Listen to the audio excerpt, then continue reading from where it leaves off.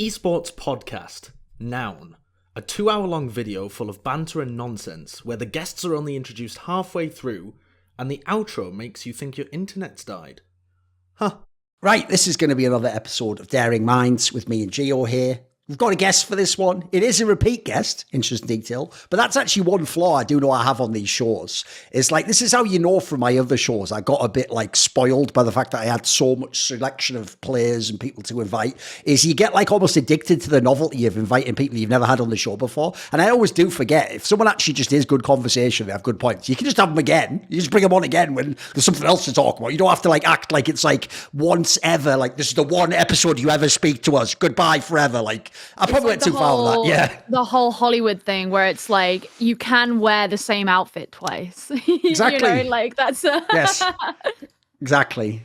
The problem is people aren't really going to be able to relate to you if you're like, oh, I've already worn that dress one time ever. It's like, just wear it again. So sounds like it's still in great condition. Don't worry about it. Yeah, no problem. As long as someone else isn't wearing it, which apparently is the big problem. That's actually why I always dress exclusively trash fashion, so no one's ever wearing what I'm wearing. See? You never wear the same dress more than once. No, I never do.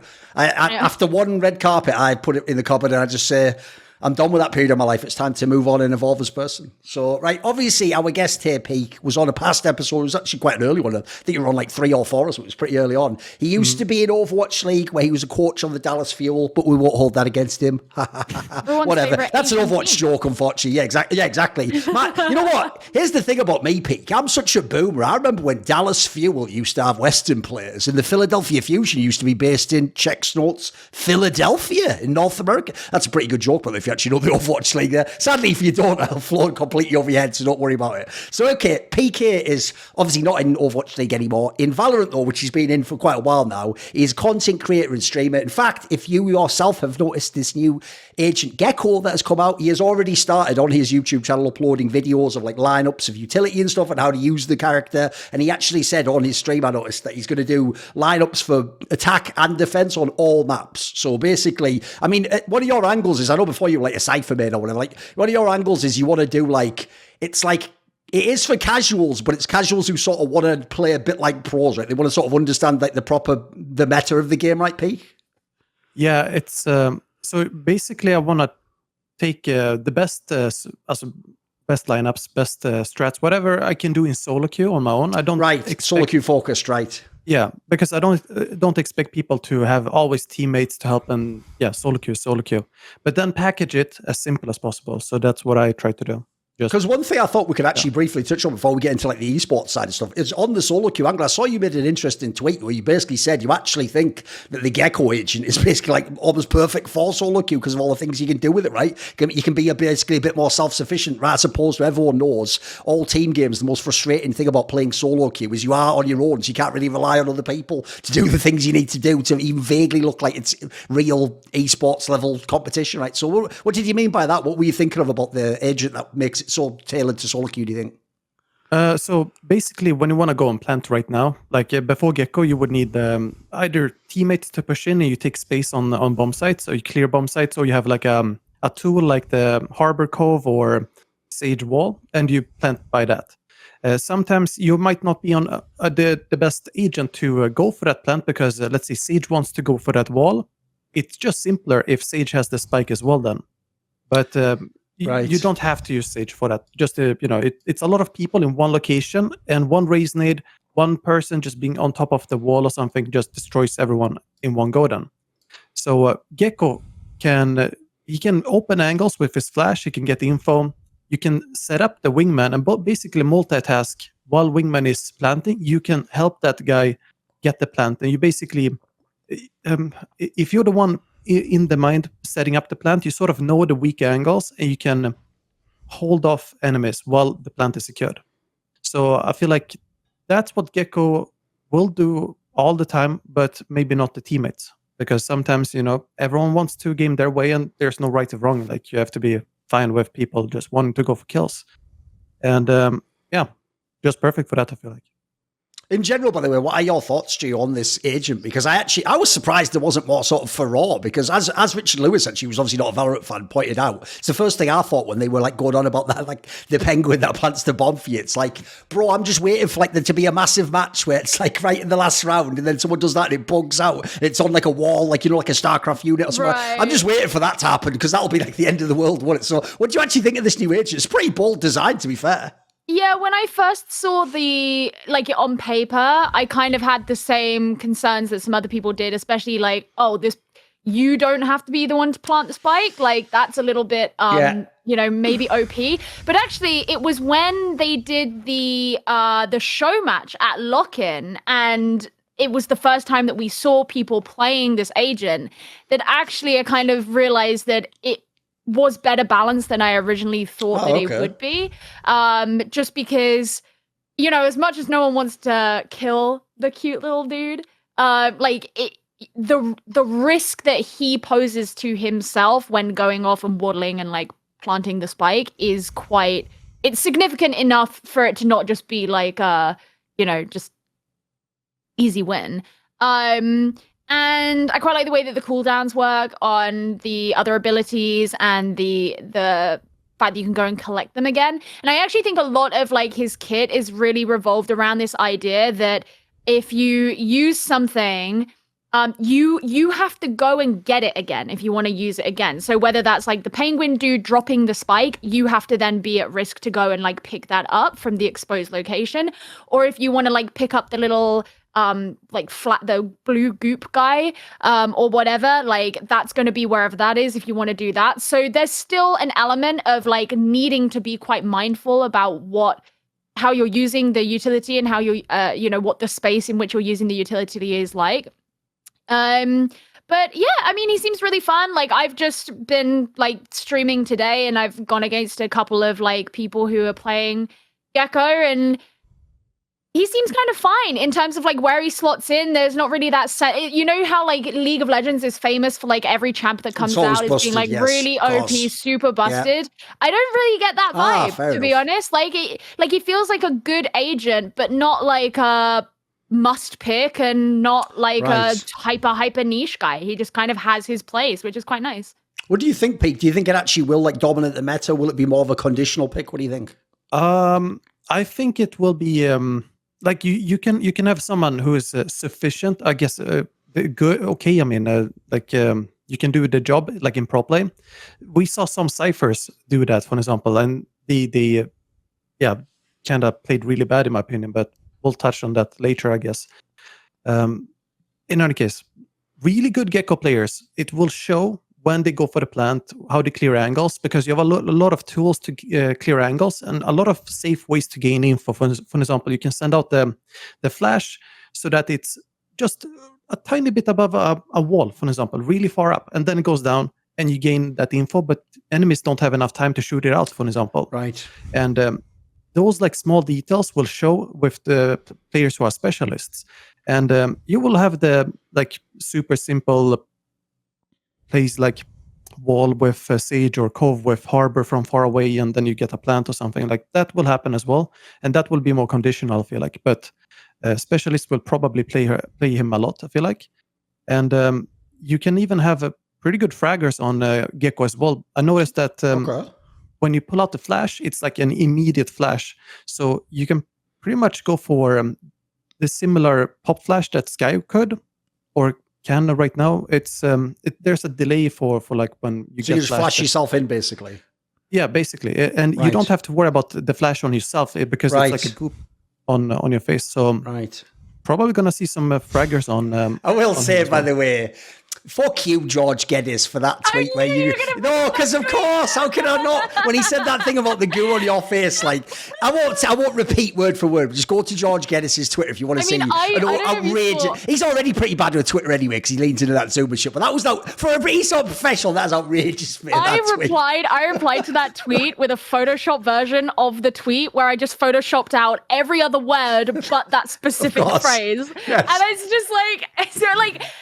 Even when I was streaming, I mean, you just said that you weren't going to repeat the phrase, so I guess I shouldn't. But like, you can if you want. I'm just going to read the whole thing out. Even when I was streaming earlier, I referred to him as the cum dude because of George Geddes' fucking tweet. Because the problem is, that's the other thing.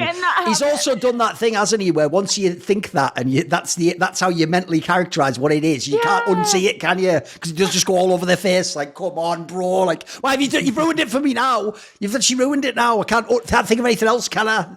It's like that video years ago where those women were enjoying that food out of a Corp. I just can't ever see, that number of people with that number of items, I purposely did a good example there because if you know what I'm referencing, you also can't not think of that. But if you don't, you're like naive. You're like, what is he referring to with the Corp thing? Don't Google. Don't even try and attempt to find it. It's better not to know. The point of this is, it's better not to know some things. I wish I could go get that machine from Eternal Sunshine, the Spotless Mind, and delete that tweet from my brain, George Geddes. So anyway, I wish you could go back in time and block George Geddes. that wouldn't be bad, actually. Wouldn't be a bad move. By the way, there's actually, in this episode, we're going to mainly talk, obviously, around the Lock-In tournament and use that as a way to set up the teams, etc. But obviously, there's some mad drama and a lot of speculation we can do behind the scenes. So what I thought we'd do is this.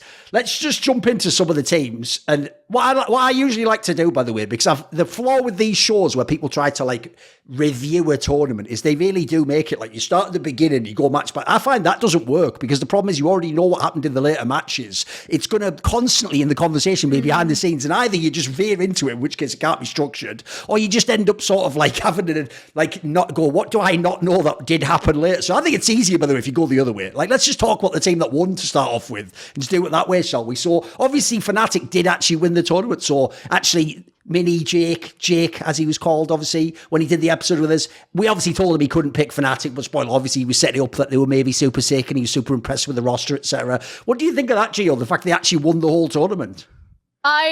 This was kind of like a real humbling moment for me because I predicted Fnatic to lose their first game. Oh, the Sentinels one, that's right, yes, the of course. One. So, I fucked up at the first hurdle, but I thought that it was really impressive. I think the point at which I became genuinely seriously impressed was when they beat Na'Vi. And not just them beating Na'Vi, but beating Na'Vi 3-0, because by the time we got to the quarterfinals, I had Na'Vi Loud as my prediction for the finals. So for them to overcome Na'Vi in that fashion, I was like, oh shit, this is really serious. I think the way I've always seen Fnatic, and I've said this to a couple of people over the last few days, is people who are like, oh, I've always been a Fnatic fan. And I'm like, I've always thought Fnatic are a good team, but I've always felt like they lacked something. I could just never put my finger on what it is. And I feel like now they feel kind of whole. Like it feels like they have every element that they need. And I think, to be honest, having Leo and Chronicle on the team has made such a big difference. Leo, obviously, he got MVP a couple of times in a couple of their games that they played, but is just an outstanding player. But Chronicle, I think the flexibility that he brings has been such a huge component for them. Everybody keeps joking about the fact that in the finals, he played 5 different agents. And if you look at them all side by side, in and of themselves, they make their own composition because they played across all the different roles and stuff like that. So that kind of flexibility on the team, it was just awesome to have, has been so useful for them. And I think being able to see them come back from the 11-3 scoreline on Icebox is such a testament to not only the IGLing of Boaster, but the fact that the other 4 players can also pull themselves back from whatever till or disappointment or the feelings that they had, the mental situation that they were in, and trust each other. And I think especially for a team that, yes, okay, they're still playing with a 3-man core that they had previously, but these really, really integral parts of the team are being represented by new players. That's a huge thing to be able to do. That's massive. And so they genuinely have really seriously impressed me. So yeah, I'm sorry for it's all good. predicting against them from the beginning. I mean, the hilarious part about that, by the way, isn't just that she predicted against them; it's that of all the teams she chose now to go in on Sentinels. That was because obviously historically, you were trying part of it was you were trying to make up for being perceived as a hater. So you were like, look, it's fair to pick them now. I'll pick them, and then of course they lost anyway. So brilliant, cheers. Also, I will say this actually they lost. The Sentinels changed part of the team that I had a big issue with. So I was like, okay, they got Sassy and Pancada, that's fine. Turned out that Loud didn't even fucking need Sassy and Pancada to do well, but that's a whole other topic. Yes. One, just also to reference the mini episode, he did say, which I did put as the title, that he thought Leo was like the best initiator in the world. But if you listen to the context, he meant like, as in like eye tester behind the scenes. He didn't mean like literally like the title he had. Because I know loads of people just read the title as usual and were like going, what? Like spitting up all their drink and so like, oh, what the hell's this? First of all, that's aged like the finest wine possible. And then as Gio said there, what I love about that is this guy actually, Leo, should be the most ego player in the game then. Because if you know anyone in like games like Counter-Strike, there's a famous thing that star players do where they'll say a line, and this is how you know they've gone to like the diva level where they're not even in reality anymore, is they'll sometimes for real, there's famous players like, should I even say the names? I think Shocks once said this in CSGO if they know, where he once said some mad line like, the best team would be if I could just clone myself 4 times. The joke is if the Leo guy did, apparently he could just play all the fucking positions as well. Like, brilliant. I mean, you'd have to do it 5 times in his case, but yeah, not bad, eh? So what do you think, Peak, of this Fnatic run? I mean, everyone, like, let's be real, on all my past episodes, I noticed everyone in all the past Fnatic lineups, they always were very highly rated, and people behind the scenes thought they were very good. But as she said, they weren't the same players in the team. It's a fundamentally different team, right? So I thought Fnatic would lose against Loud, and I thought it would lose against Navi as well.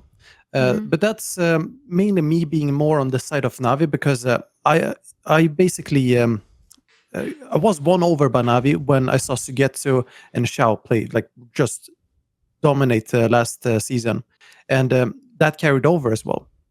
But for Fnatic, the most impressive player for me was Leo, because he was always, it felt like I didn't see him when he was on Guild. Like I saw Guild, I saw them play, but I didn't get the like sparkles or the like the feeling that we get now with Leo in Fnatic. He could be like side to Durka in stats and just even overshadow Durka sometimes. And that for me came out of nowhere for Leo. So probably he was like a diamond in the rough type of thing. Fnatic polished it, and I feel like Fnatic not only picked up good players, but they also proved that they have super solid coaching, super solid analysis of their scrims, matches, whatever. And yeah, I was proven wrong, and I don't regret being proven wrong, so to say. I believe in them, completely now for upcoming matches. And sorry. Yeah, no, you can go on. I was going to say, I will agree that I think the point that like Durka didn't look special in this team, in this tournament, not because he did badly, Durka did amazing, but because the rest of the team were so good as well that they all looked kind of on equal footing, which I think is kind of like, that's a big difference between how Fnatic used to look, where it was like Durko is this venerated like thing, and it's like, okay, there's still some slight. Even there was that one tournament where like Alfire was doing really well because it was like a Raze meta, you know. But still, Durka's always been the one who's been held to that regard. For sure. Whereas now, I don't think you can necessarily like look at Fnatic and be like, Durka is notably better than everyone else.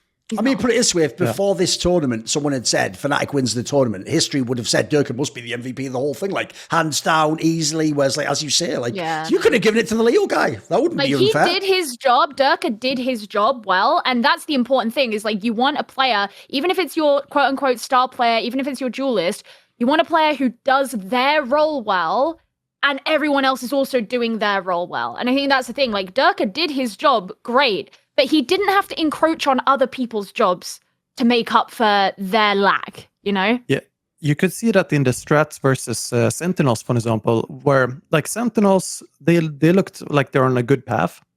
But when Fnatic comes, it's like they are Sentinels on steroids and everything is super tight. It's like metal bolts on a bridge. Like nothing will just shake out. And it feels like everyone knows clearly what to do and clearly what happens in the server at all times, it feels like. And that's probably what then results in everyone everyone performs well on the roles. For example, Chronicle, doesn't matter the agents, as long as it's been taught exactly what to do, how to do it, and obviously, you know, he's gifted to, maybe not gifted, but obviously good at the game, so he can read the game and adapt on his own. And that's something I bet Fnatic really teaches to their players, like being able to adapt on the fly as well. Okay.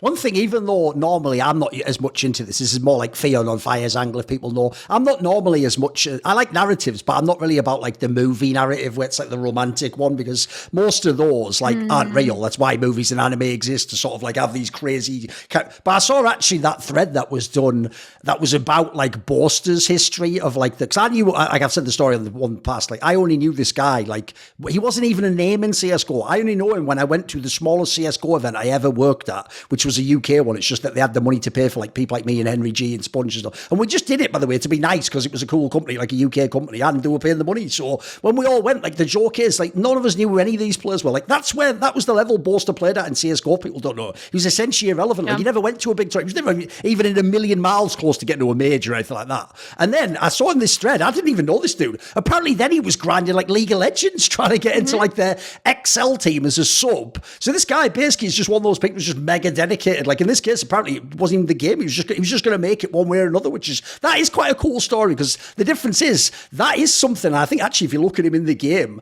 I would even say this guy clearly is not just a genius at games. He's not the guy, like if you were measuring all the metrics and have the best hand-eye, he wouldn't have any of those things. He actually just seems, quite frankly, like a normal dude who just has a really awesome mindset to compete and has leveled his game up. And in this case, by the way, here's a tip if you're a young player or a casual player out there. If you aren't like the super skilled, cracked out player, don't try to be. Why not become like an in-game leader or a support player or something? Like you could actually, if you figure out the other aspects, because I thought the coolest part of that little thread was the idea that he was like working on all sorts of side things as well and trying to find like innovative ways to improve, or like just studying, like bored up on what all the other teams are doing. Like that's a great way to play the game, as opposed to just grind like infinite hours trying to shoot a headshot, guys. Like I actually think that's really good for like young players. Like we always need more in-game leaders, more like supportive elements. Like those are the players where a lot of that's just hustle, guys. If you put in the effort, you could be that player. You can't really practice 10 times more and be like better than fucking like artists at shooting people in the head. You're just not going to be like, there's like 3 people can do that and he's one of them.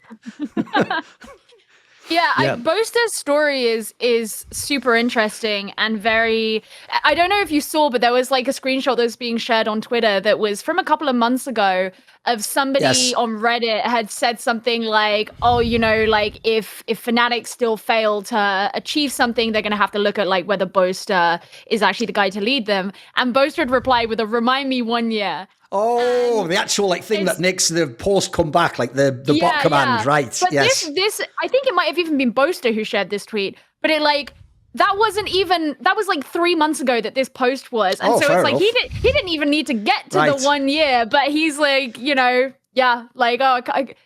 Boaster can't lead a team into getting a victory. But no, I agree. I really, really admire his work ethic. I think like, it's going to sound so lame, but also just on a personal level, as somebody who works in a tumultuous industry, right? Like on the broadcast side of things, like sometimes just seeing somebody grind through a number of different iterations of what it is they're trying to do before they get their huge like breakthrough victory, whatever. You might relate to that in some way. I see, maybe your own career. Right? I mean, I've worked in a few games now at this point, right? So like I've been there, but like I just think that's a really nice thing. But I think people get invested in that story because generally they can see something. Oh, for sure. That means something to them in it as well. Oh, mate, the obvious answer is if you did make a movie, like the naive fan would think you just take the best player. No, you don't make a play about this guy. This would be the movie. This would be an amazing. This is like Rocky, but for fucking esports, basically. It's such a fucking sick story. What do you think, Peak? I agree. I feel like the way I look at it, it's reminding me of when I would try to become a coach in Overwatch, and before that, even when I would try to go pro in Heroes of the Storm. I basically couldn't sleep during the night sometimes when I was in college or university. So I wanted a new game. I didn't even have my nickname Peaked back then. So installed the Heroes of the Storm, ended up doing quite well, but I played a lot as well. And it reminds me of that like growth, so to say. And it's very rewarding when you look back on what you've learned, what you've done, and I feel like Boaster is not even done yet, and I don't know how big he's gonna get in terms of like the character Boaster, not the like fame or anything, but I want to see how far he can take it. And I don't think he has to care about the haters or anything like that, because he is obviously not caring about them. And when you also come from that background where you failed a lot, you get comfortable with failing, and I feel like that's one of the most important parts, especially in esports, where you get comfortable with failing, because otherwise you end up like C9 and you just drop 2 players after a few months. As if he's just leaned right into that. Fair enough. It is a good analogy, obviously. Sure. Yeah, or like there's many other teams. Yeah, of course. No, it's just the one right on everyone's mind, of course. I mean, it's more like stage 1 2022 100 Thieves. You know, where like they literally like drop people like every 2 weeks. There you go. Yeah, by the way, I'll also say as well, another thing this points out, which I noticed both of you actually yourselves have just referenced, is another part I think is really misunderstood about the esports industry is maybe now it's possible because of how professional things are. Someone could just start the game now, be good like a year from now, and then be in a top team like a year and a half from that point. But actually, if you ever look over the history of esports, most people who are pro in a game played a previous version of that game, or like a prequel to, or this is a sequel to that, or another game in the genre. And it's usually actually like you'll make all your mistakes and you learn in the first game, and then when the second one comes out and you've already got your skill set, then you're primed to maybe have a career. So I would also say as well for people, the other thing about the Boaster story is don't just give up after a year. Like you actually have to put in some quality time, and maybe like in the case of Boaster, maybe CSGO wasn't the game for you. Maybe this one is. Maybe League would have been. Who knows? But you also never know till you try. You have to sort of like he says, you have to do it and fail to know whether it was for you or not, I think. I think like one really interesting thing with esports, and this is true with players, it's also true with like casting talent as well, I've noticed in a number of situations, but in a lot of cases, and there'll always be anomalies, the people who become the really well-known, well-respected versions in those respective roles are not generally like the first person who was good at them. Do you know what I mean? Like, sure. There will be some people who were there from the inception. But like, if you think of like, I mean, I remember thinking this so much in Overwatch, like all of the first generation of Overwatch pros, how many of them are like actually in like the Overwatch Hall of Fame? Oh, very few. Like, I mean, a lot of them didn't even make it more than a year or two. I mean, the most famous example is probably that Ryo Ji-hong guy, right? He was like the GOAT before Overwatch League began, and he didn't even last through one season before everyone was like, he's washed. Like, that was probably the craziest example ever, like, people like, what the old Envy squad, like think people like Seagull and Mickey and stuff like that, and like, okay, they did their year in the Overwatch League, but they didn't really achieve much. No, true. So it's one of those things where like, because Valorant is so young, so far we've only lived through that era where the people who are really get talked about as the best are that first generation.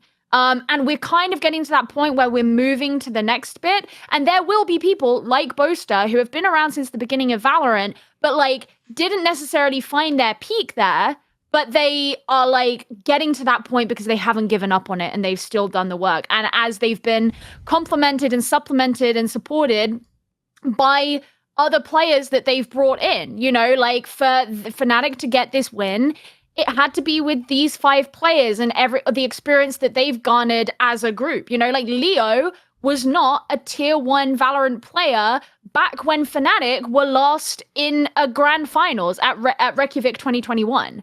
He was, and so it's kind of like those things all kind of come together eventually, but like it's never usually like 5 guys who were like the best from day one. No, sure.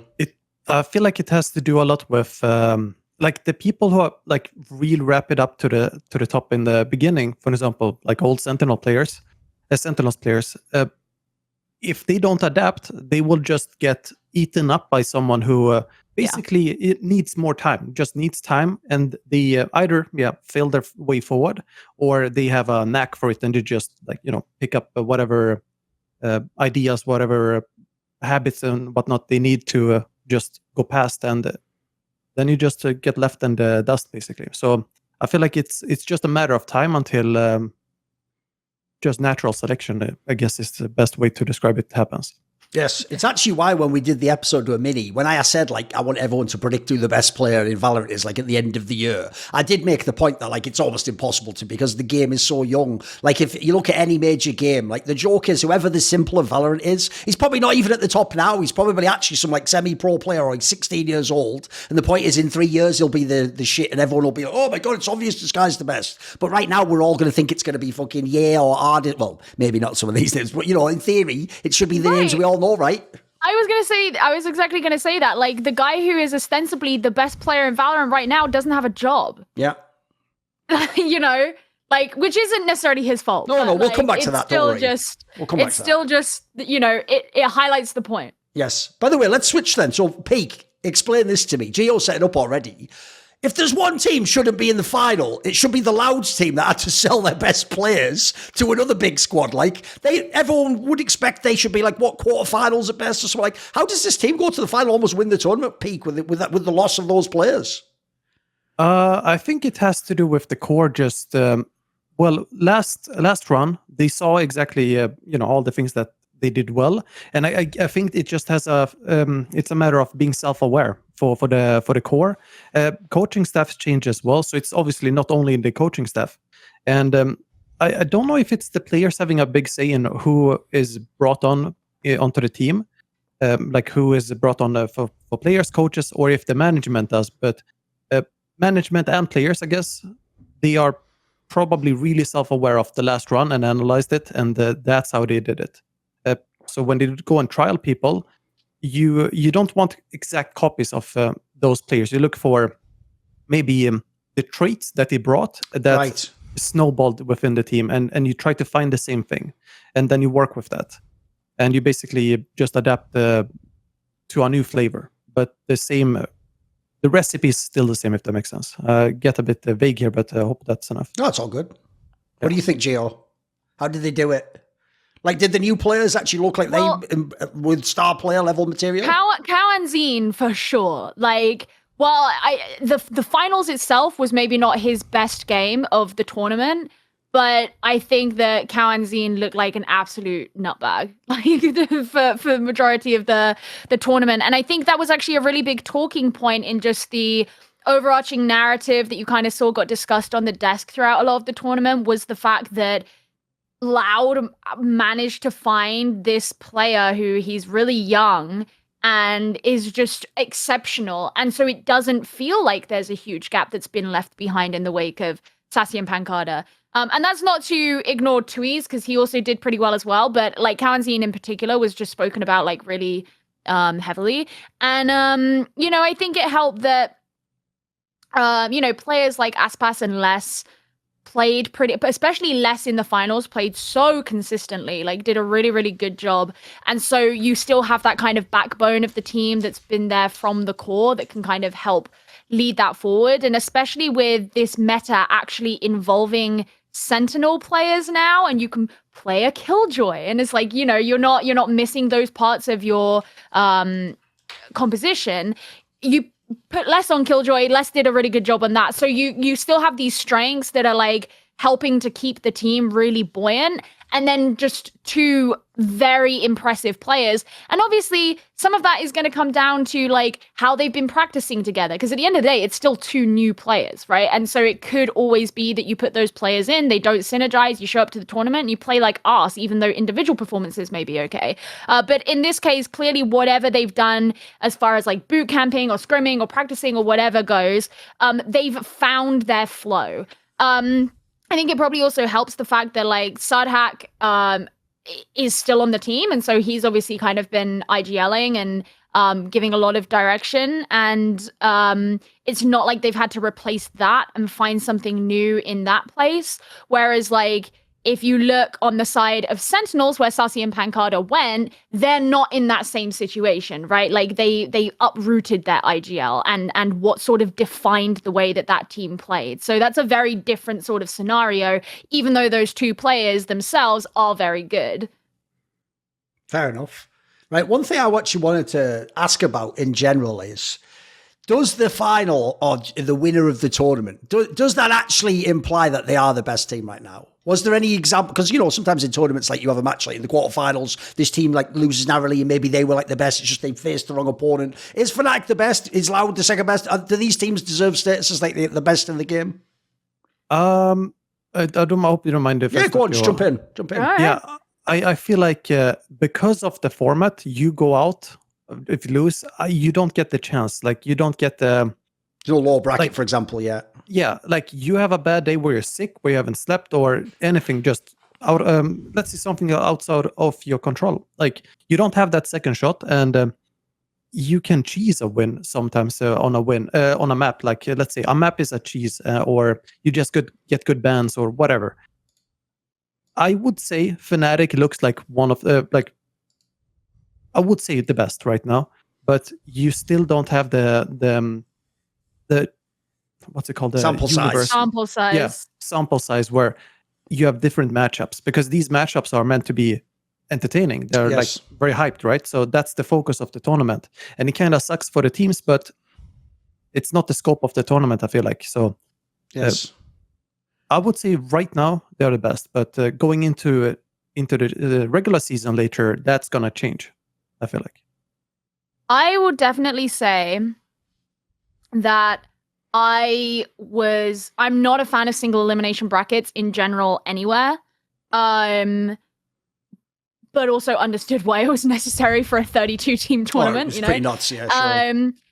And I do think that Fnatic look like the best team right now, but once again, Fnatic played more games than anybody else other than Loud, right? So like you can compare games by games.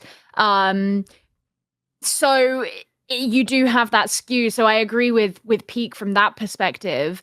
I do think that Lock-In turned out to be a lot more competitive than I originally thought it would be. I thought there would be a lot more like concealing of strats and not wanting to whatever, but teams actually took it very seriously.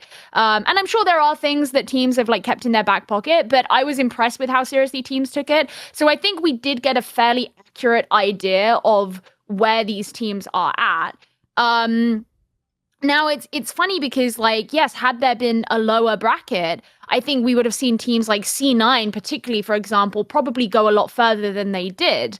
But that being said, even if C9 had, let's say, made it all the way to a lower bracket finals after their loss to DRX, we still have to consider the fact that C9 had those really shitty maps against DRX, right? And so we can see glaring weakness in the way that they played. Meanwhile, a team like Fnatic lost their first map in the grand final. So you can still compare like consistency and like maybe a more well-roundedness, which still gives those teams the edges. So I think that's one thing that you can sort of conclude is like, yes, we might have seen other teams go further if there have been a lower bracket, you know, teams like NRG, like Cloud9, whatever, probably would have gone a lot further.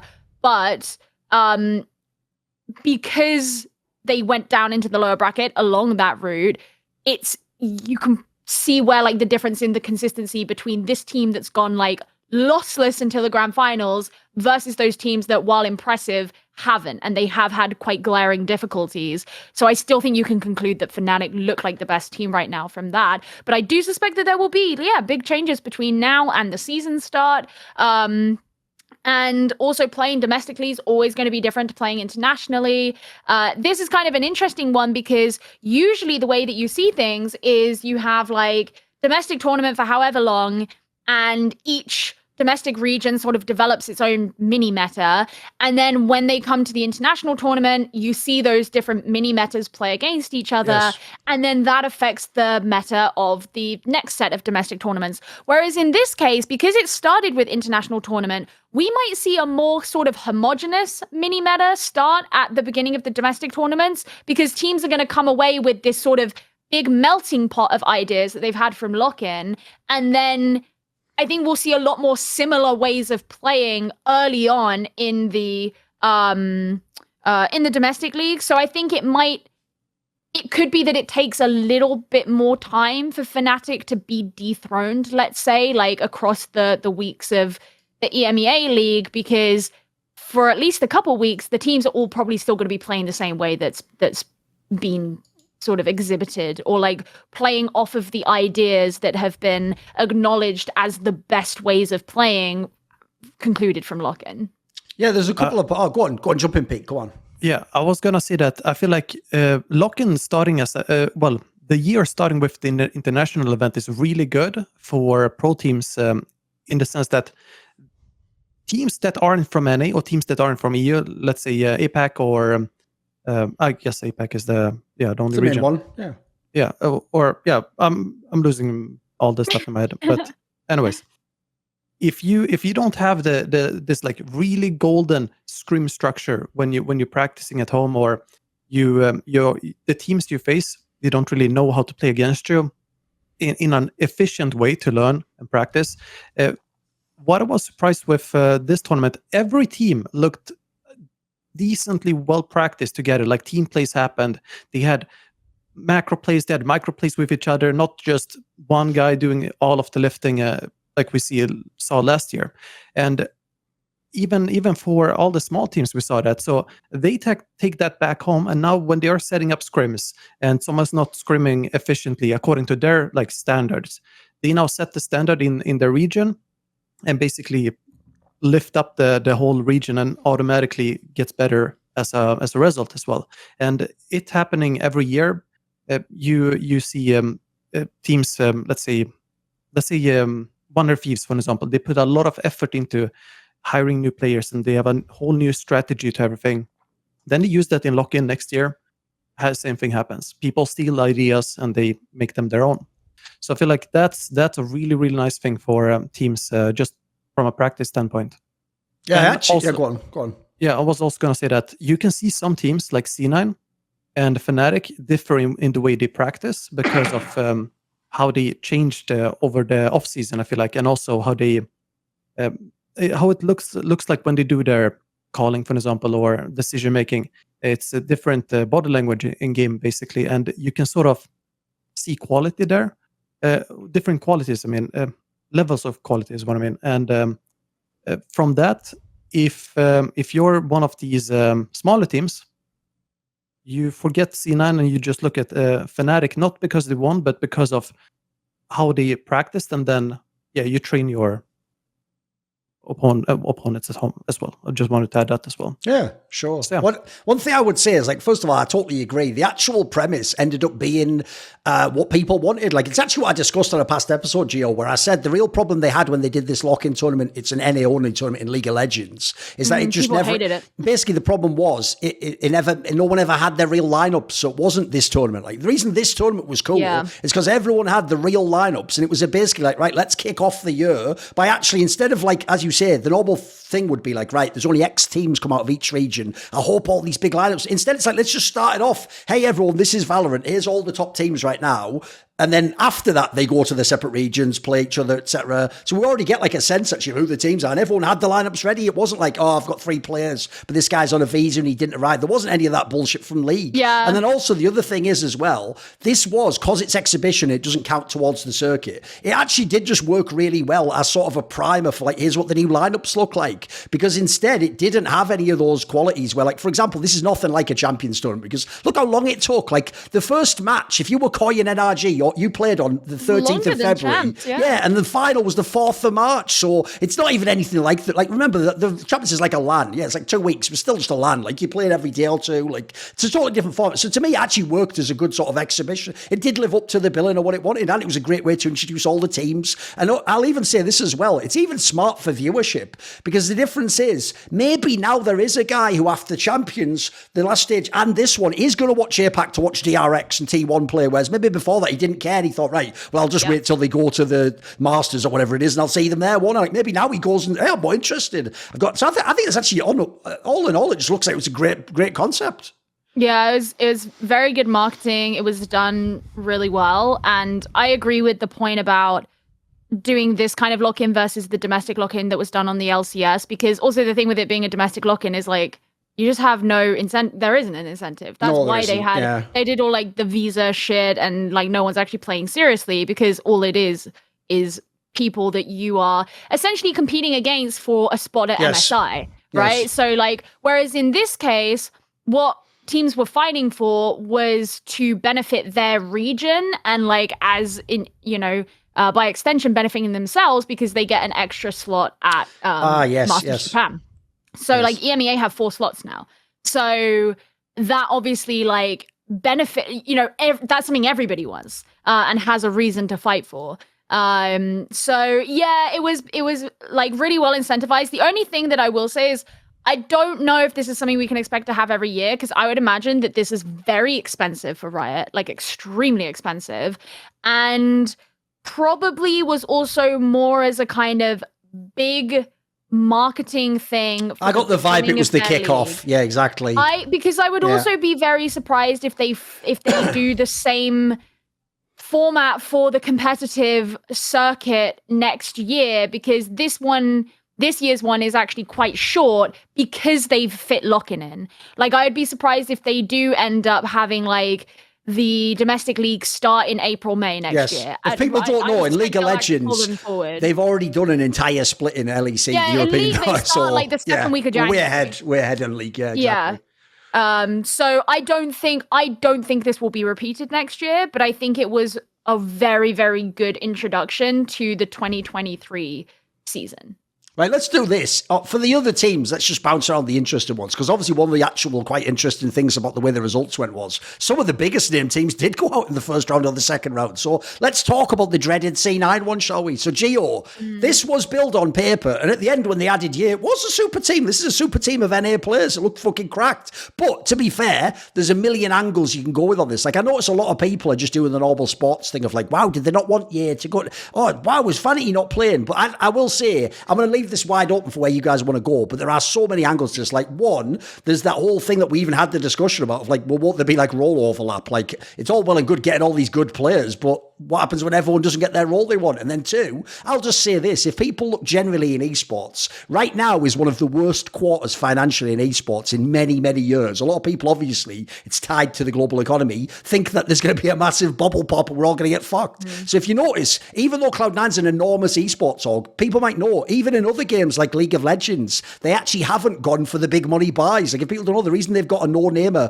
playing mid lane in the LCS and they didn't just re-sign Jensen, like a very storied player in their org, is because he wanted too much money and they wanted to go for a cheaper option. What that implies to me is, at the moment, just as a business, all big orgs are looking for areas where it's like, is there any way I can squeeze these like fucking purse strings a little bit? Could I downgrade someone but still have like a competition? So no one else seems to be factoring that in, but I was even wondering, does anyone expect, is there any of that going on? Or do you actually think that has the super team failed, basically? What do you think, Gio? No, I think they were too good to be considered a failure. I do suspect that money is a big reason, particularly with the Yay thing. Because it was implied he had like $1 million offer, if you remember. Do you remember in the off season? It was implied Yay had some like crazy Southeast Asian offer, like for $1 million or something. So I'm guessing he got a good fucking salary if he joined that team. I would imagine he did. Plus, it's C9 have never been afraid to spend money. No, definitely not.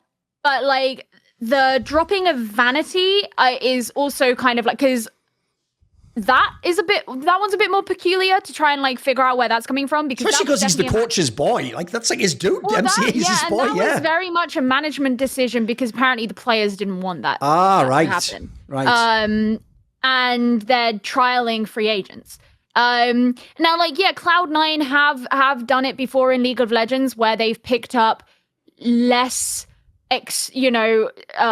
exalted players and done well. I mean, Berserker last year in the LCS was a really good example for them. He was probably the best player on their team, or arguably the best player on their team, their ADC, and he was like a tier 2 like Korean, and let's be real, a tier 2 Korean player is still better than most American players, but like, that turned out to be great and probably pretty inexpensive in comparison to, let's say, like the Perks deal that happened like a year prior or whatever it was, right? So Cloud9 have kind of proven in their track record before that they've done well off of being a little bit more frugal. But this whole thing is very strange because of like when it's happened. And I don't think Cloud9 have done poorly enough to justify it based on performance. Even with the whole role thing, like, that's the front that they're saying, and that's kind of the official word they've had, is like, I don't think that MCE, and I don't even think that Jack, are stupid enough to have committed to the roster in the first place already knowing those role things. It's not like they've only just learned 5 months in that like, oh, actually there is a gap in the roles. No, of course they haven't. Sure. And I don't think that they're stupid enough people to have just let that one go over their head. So I don't think it's that. And I think that when you consider that at home ground, they came second, and then their performance, while yes, they had a couple that, you know, their game against DRX, there were a couple maps where they did look a lot poorer. It was nothing that you looked at and thought like, oh, they can't work on in scrims, right? But like where they did well, like for example, their Pearl against DRX was monumental. Their first Haven also was really interesting as well. Like you didn't sit and watch this Cloud9 and go like, oh my God, like they look really shit. And actually, you know, yes, the players who, at least in my opinion, that like really had the highlights on C9 in this tournament was Zeppa and Leaf. Those were the two players that I really was impressed by. That doesn't mean that Ye was playing badly. I don't even think it means that Vanity was playing badly. Like, I don't think either of them played poorly whatsoever. And I just don't see it being a realistic thing that they go, oh, well, Ye didn't carry the team like he carried Optic, so I guess we got to ditch him. Like, no, he carried Optic because of the way the meta was and you know, the fact that he was like this chamber guy. And also to say he carried Optic is a little bit hyperbolic. So before he was the star player on Optic. He was the star player. Yes. And so the whole thing is very strange. And I find it really disappointing because for me, Cloud9 has been the team that I've been the most excited about of all of these rosters. I love the way they play. I love the kind of high energy that they play with. And I love the flexibility on a number of these players that they have, especially when you're playing around someone like Zelsis. And I think Zeppa is also pretty flexible. And both of those two have historically occupied very similar roles and had very similar playstyles on those roles. And yet I think together they play around one another really, really well. And I mentioned Leaf, the fact that he is now basically just maining Sentinels, which he hasn't been able to do for the last year. He's been a Jet player, but he actually, his like Killjoy and his utility management of Killjoy during this tournament was really fucking good. Like the way that they could play for retakes and stuff around his turret placement and the way that he played with those things made him a very, very effective anchor. And so I don't look at any of it and go like, oh, there's something concerning here. And it just disappoints me as a fan because I was really excited for this team. What do you think, Peak? What's your angle on it? I think it was good that they dropped the Vanity. And Ye, so if I start with Ye and then Vanity, like Ye leaving is probably because, the roles overlap and he probably wanted to, like he was probably selfless, just, you know, ready to commit to new roles, but maybe saw that, oh, well, I could do a better job if I'm playing the carry role and someone else is taking like a Sage or something, you know, something less impactful, because Ye tried to do some battle Sage stuff and it didn't really work out, if I'm remembering correctly. I might not be, but it feels like he wasn't happy with that because he probably can't thrive in it, doesn't feel happy, like incentivized enough, but also sees that nothing's going to happen from this. Like we're just wasting time pretty much. And that probably means scrims weren't good enough. The practice wasn't outlined well enough. And not the same thing as if you go to Fnatic where Chronicle, for example, just goes like a train just forward. And leaving, I think that's the smart choice for him, because otherwise he's going to ruin his career just looking bad, if that makes sense. And I feel like Vanity was probably the one who put together the team. If I don't know the guy, I don't know the team, anything, but I'm just guessing. Coach wasn't there when Vanity was there. And Vanity with, was it Leaf, has been from the start. So I assume it was some form of a deal or maybe like setup where, not setup, but like his... this decision to let's build it the way Vanity wants. And I'm not sure if C9 had some like coaching issues in the past where they switched in and out coaches as well. I can't remember if it was T1. They used to have that guy from T1, the Autumn guy, if you remember. Yeah. I don't know what happened there, I heard he left, to go because he wanted to be in a Korean team, understandably, you know. Yeah. So that felt kind of weird as well. It probably felt weird for the Western players because they never had the chance to just have a proper setup, so to say, that they wanted, and they didn't work out. And obviously, mismanagement, I feel like. So Vanity leaving probably because they want to just rebuild with a fresh start. And I also think that, for example, Vanity being the lurky in-game leader doesn't work anymore, because you can't have a Cypher be in front of the Omen, for example, when he plays Omen, and then it's a super slow game. It becomes like Liquid, where Nats has to push everything on his own while his Astra is camping spawn, for example. Like, you can't have those type of teams anymore, I feel like, because you will just get thrown around by opponents that just read the game very fast now. So he has to change his in-game leadership and way of using the spatial awareness he has, rather than just lurk and be the slow guy. Because you see FNS, for example, play Breach, just shoves it in on site sometimes and still makes good calls. Like, he has to adapt to that level, I feel like. I do have a rebuttal, particularly with your point about Ye and saying like maybe Ye was kind of being a bit selfless, or he expressed his unhappiness with something. And I think Ye just being a nice guy is the sort of guy where that is easy to envision. But after Ye was dropped on Twitter, he very publicly was not happy about it.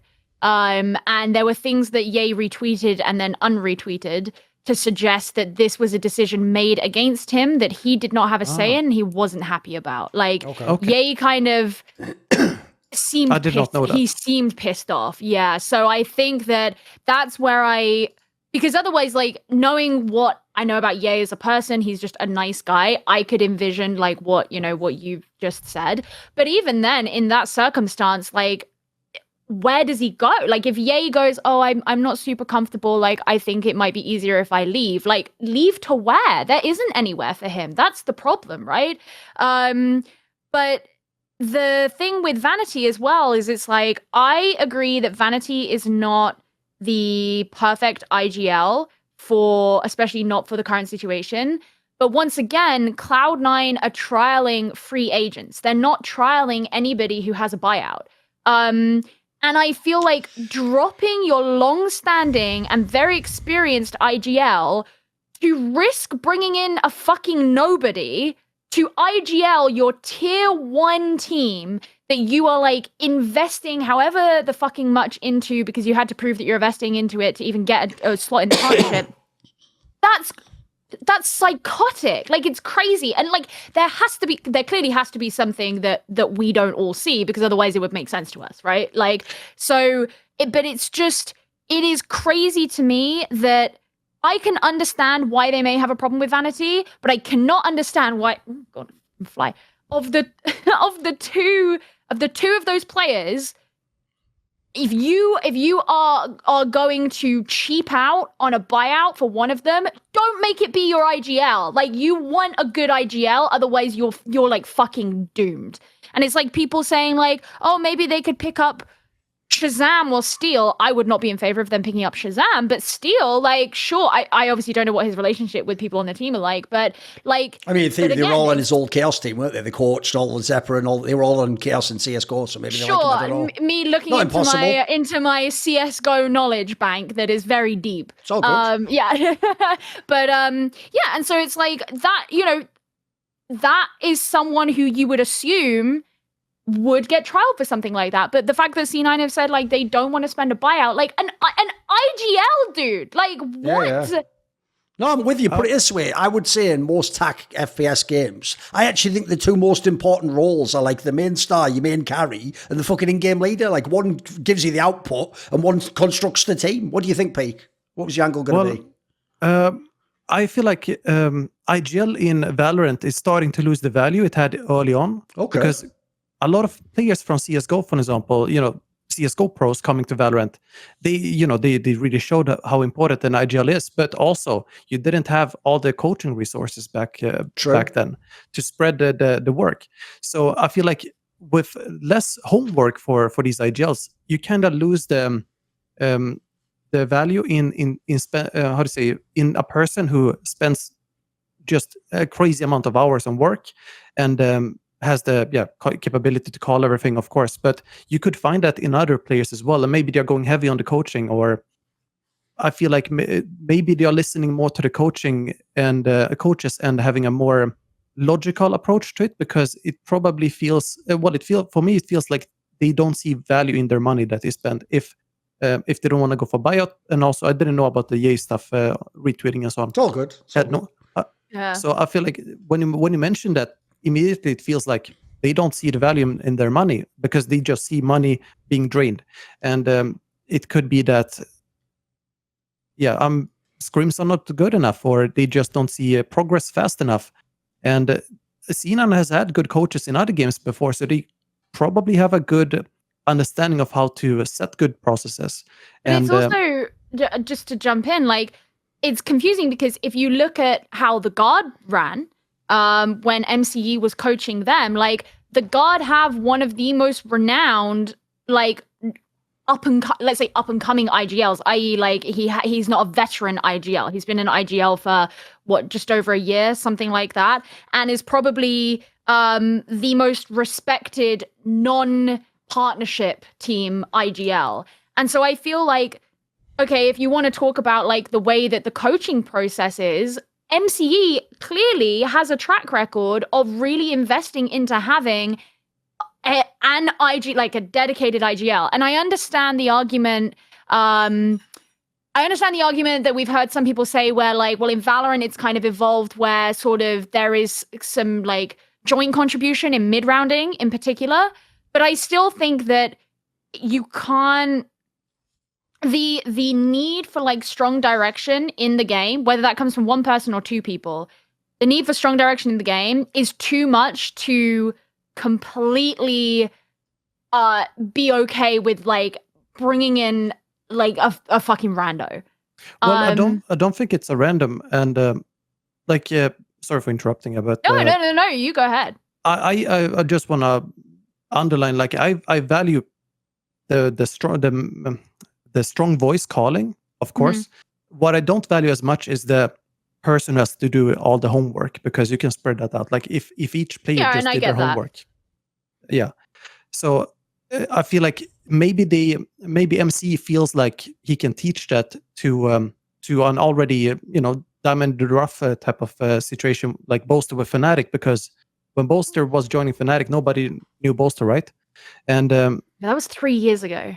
Yeah, of course, yeah. But I mean, I don't know what they are selling, what he's selling, the management or what they see. But obviously, if they don't see any solution for it, like to train or find a good IGL right now, they don't care about the results as much. They just want to survive in the league. Yeah, I've got a few angles on this. Yeah, go on. Sorry, finish up. No, yeah, that's about it. Oh, good. Yeah. Right. Basically, the good thing about this is, aside from the industry angle I brought at the beginning of the question, I'm not embedded in the Overwatch scene, the Valorant scene. I don't even know the name of the game apparently. So I don't have any secret info, and I'm not in any way trying to hint or like push or pull the. I'm just doing a pure speculation from the outside. So one thing I would say on that point that Peak made there, that is actually a very common thing I've noticed in esports games. It's just, here's the problem: Peak is from a coaching background, so me and him are going to have a different perspective here, because I've noticed the problem is, because by definition a coach's job is someone who's good at communicating and like helping other people understand ideas. I think the natural flaw of that role is thinking, I can train the IGL I want. And all I'll say is this: just go watch any team game. The greatest captains, they're just fucking guys who are just studs, mate, but at that role. Like, they'll be captain for 10 years. Like, if people don't know, the best in CSGO last year was a guy called Carrigan. He's probably been doing the role for about 8 years now. Like, he's not some guy who just got really good last year. Like, he was awesome for like the first 7 years, then he got to an even higher level on the 8th year. Because I also think, even though this is a new game, in these games, I actually think IGL is the role whereas star players do have drops, like we say, you're the best the first year, you're nobody the third year, or you're just not as good. Like, IGL, because a lot of it is a brain role and it's about your system and your approach, that can actually just scale, in my opinion. It can just linearly get better and better each year. And it's also, as a result, I think it's really hard to catch up. Like, you might be a guy, like, essentially, if Peak, they found someone who was a natural at this, or they've switched and they have the great mindset and they have some like nice initial tendencies, maybe he can level that guy up. But essentially, in my opinion, he always was going to become great at some point anyway. You can't really just take like a player, or the worst, in my opinion, they do this all the time in CSGO and it never lasts, is you just take someone else in the lineup and they go, I'll have a go, I'll be the in-game leader and that lasts like 3 to 6 months max, because what happens is when you scream. Yeah, when you reach the period where it sucks and it's not fun anymore and you're losing and it's really complicated, that's when they just go, maybe I'll just go back to being my old role. So what I'll say on this role, my speculation is this. I actually think it either is one of these two things. I don't think, by the way, it's at all to do, in my opinion, with like skill. I think it is one of these two things. I think it's either money, they're just trying to, for some reason in the org, they just maybe, like, here's the thing, behind the scenes, if you don't know how budgets work, you could genuinely have a thing where it's not that you don't have the budget, at the beginning of the year you had the budget, but that sponsor comes to you like, hey, we're having problems, maybe we even have liquidity problems, so, you know, on month X, there won't be any payment, you know, so you have to sort of like figure out a way, how do I squeeze that out of the org, how do I get the margin down? So there's that, because it's just an obvious angle. Like I said, Ye cost so much money, there was probably a bidding war, it was implied for him, and it seemed, quite frankly, like he had his choice of where to go, so it seems also quite weird he'd walk into a scenario where suddenly no one likes him and it's all going to shit. So that makes me think money's one aspect, especially because of the fact you said that, Gio. It'd be one thing if they said, right, Ye wasn't for us, but don't worry, we're going for the next AAA player. No, they haven't even done that. They're actually just going to be like, oh yeah, you know that guy who was the best player in the world the last year? We're just going to replace him with, don't know, we'll just find someone. Like, what? That's really alarming if this was some plan. And then the other thing I'd say is this. The reason why I think the other angle is something like fundamentally, like, not even like bad play, fundamentally like an issue in the team where like maybe Ye couldn't get along with people, or they didn't use him the way he wanted to, or maybe the coach had a different vision of the game. The reason I would say that would be the other angle is because of the notion you fire them after 2 series in an exhibition tournament. No team was planning this exhibition tournament. Like, right, guys, if you don't win it, you're fucking fired. Like, nobody was like, Sentinels aren't firing all their players. Like, no one had this tournament as like the be all end all. So I would say this, that's more like, to me, if you'd had all these scrims and you have all this initial period where you're all trying to do work as though we're going to try and be the best team at the end of 2023, but maybe it's just gone terribly, and then you also fail the exhibition tournament. You're like, you know what, actually, like, this is just the time. We need to maybe get rid of the money, it hasn't worked out, and we failed the tournament. Right, fuck it. That's the trifecta. Let's rejig the team, rehaul it. But to me, like I say at the end, because of the idea they don't have any clue who's coming in, that's a massive red flag to me. It's one thing if you go, but welcome this guy, he's going to replace. That would be fine. You could sell that to people.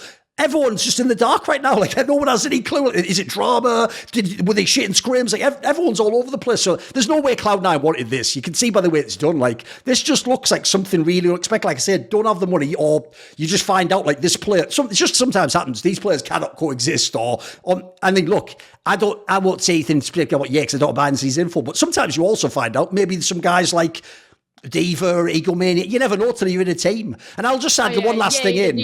This is where, if you're you actually did get low-key fucked. Because, everyone said you were the best in the world on Chamber, pre-nerf. So, like, it's a bit unfortunate that your first team right out the gate after that is like, there's not the Chamber in the same way. So, he also was in a bit of a bad spot in that sense. It's not like he can just 1v9 the game, is it?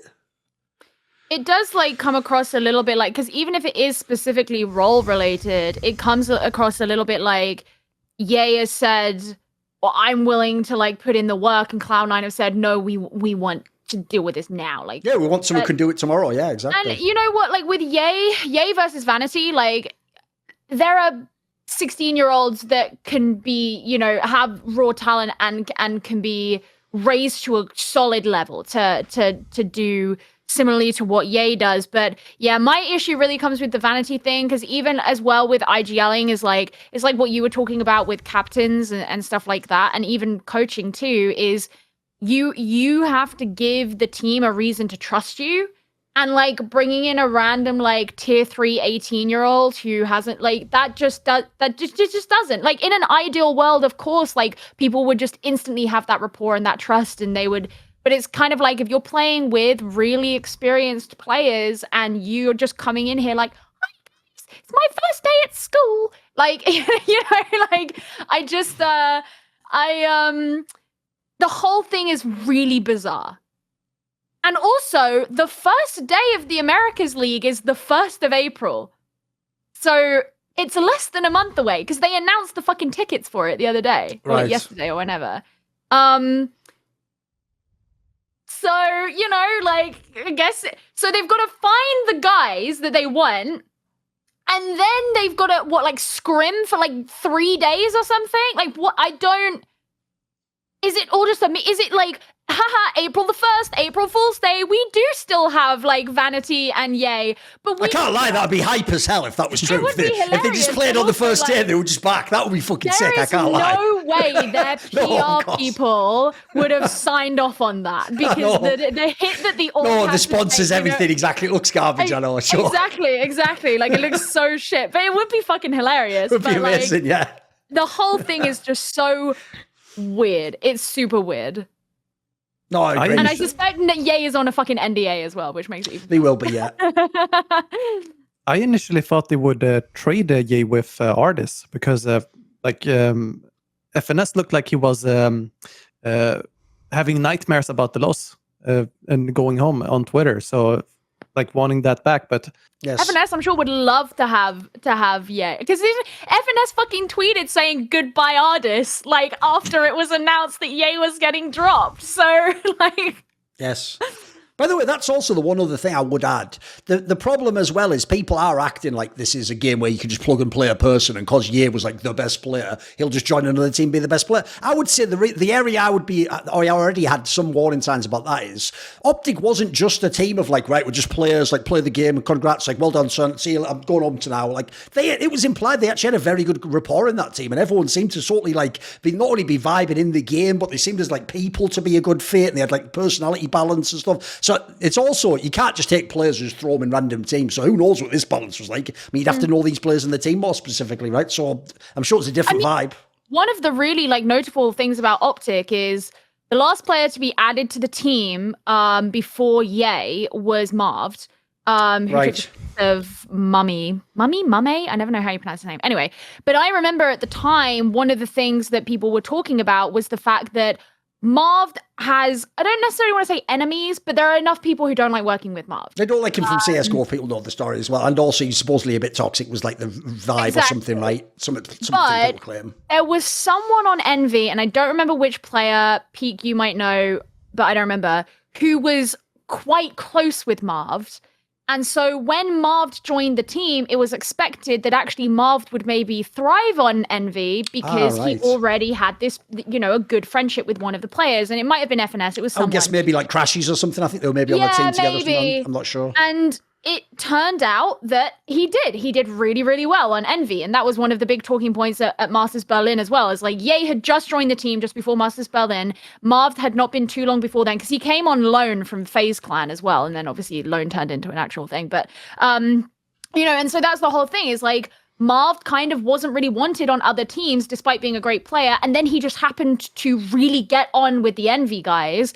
And thus, the era of Optic happened. Yes. So, yeah, those things are important. Oh, I have one last angle as well. This is more just a purely abstract one. This isn't in any way connected to these players, but I'm just going to use this example and this lens. You'll know what I mean by this, Peak. Because fully enough, actually, I do think that maybe some of the teams you were involved with in Overwatch had this problem. Another downside of super teams, and be aware of this if you're a young player out there, is when you join a super team, the best thing about your old team, where you were the best player in the world, is even your teammates knew that. So they were well, no, of course, here you go, sir. Here's your pick, and here's your role, and here's your setup and resources. Now carry the game. When you join a super team, there might be 3 other people in that team who are no, I'm the star player. Whoa, wait, what? You thought you were? No, now you have to have a negotiation. Now you have to figure out who is and who gets the edge at that what time. And the downside of that, by the way, is there is a certain personality type who doesn't want to demand to be the star and have the resources, but if you give them it, will carry the game. But maybe they were not the sort of person who wants to fight someone over a role, or maybe they actually even think to be a good teammate means compromise. So, I give this guy this, or I don't take as much resources. And the problem with that is, in that scenario, you just might not be as good individually as a player. I mean, you're being sacrificial to the team. So that balance is always really tricky as well. I know a lot of star players have the rep that they're all divas and ego, but that's part of why, because actually it sort of ensures they get what they need to be the star player. It's why it sort of goes hand in hand in a way, in my opinion. What do you think on that topic, Peaks? I'm sure in some of your teams there was some pretty crazy balances of stars and egos, etc. Yeah. So my first team, well, my first like star team, so to say, Misfits, it was basically like being thrown into the fire. I was the one who wasn't a star there, basically, because I came in as a just random coach to fly to Korea with them, and I was thrown into the fire where any small misstep I do, like noob mistake, I get flamed for it, and it's sort of like it's like being a senior developer versus a junior developer, where or you're a chef who's just used to being a kitchen, while someone is just finished education. You come in careful and whatnot, and while the others are just they know what they're doing. Yeah, exactly.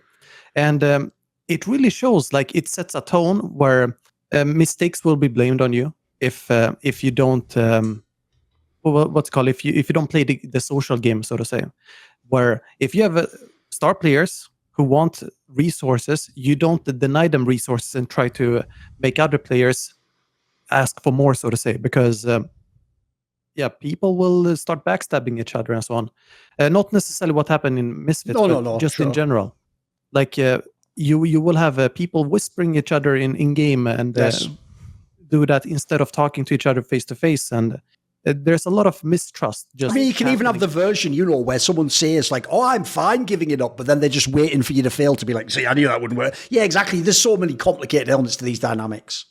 Yeah, and it happens all the time. Like you can't really filter it out when you trial people either, but yes, you basically learn it. I learned it from one of your videos actually years ago, where you see how well a core is fit together after 3 months or something, like generally, because how people interact with each other, and that's just risks you have to take, and you just have to be the one fitting. So you also have to figure out, is this person playing a role or a character to get the job, or is this who they are when you get a player?